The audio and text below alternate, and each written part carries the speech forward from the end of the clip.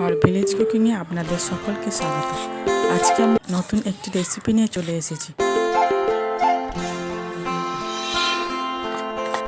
অবশ্যই অনেকে চিনতে পারছো, আজকে আমি বেল চাট করব।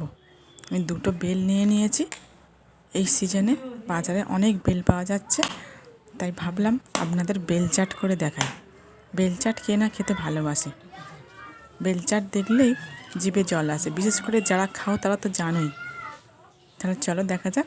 আমি বেল দুটো প্রথমে ফাটিয়ে নিয়েছি, এরপর চামচ দিয়ে ভালো করে বেল দুটোকে বার করে নিয়েছি একটা বাটির মধ্যে।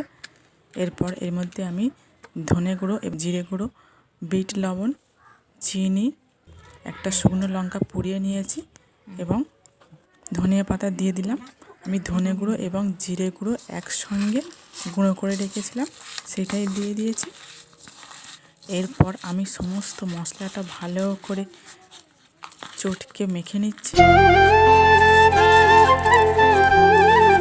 আমি যেভাবে বেল চাট করছি আপনারা ঠিক এইভাবেই বাড়িতে বেল চাট করে খাবেন, দেখবেন একদম দেখলেই জিভে জল আসবে।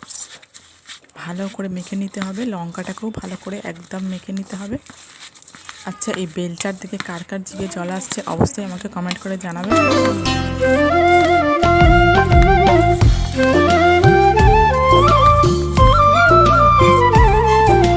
এবার বেল চাটটা একদম ভালো করে মেখে নেওয়া হয়ে গেছে। এরপর আমি পরিবেশন করছি। দেখুন দেখতে কতটা সুন্দর লাগছে। আপনারা অবশ্যই এইভাবে বাড়িতে বেল চাট করে খাবেন। বেল চাট একদম দেখুন রেডি হয়ে গেছে। আচ্ছা, কার কার এই রেসিপিটা ভালো লাগলো অবশ্যই আমাকে কমেন্ট করে জানাবেন। আর রেসিপিটা ভালো লেগে থাকলে চ্যানেলটি সাবস্ক্রাইব করে রাখবেন। সবাই খুব ভালো থাকবেন, সুস্থ থাকবেন।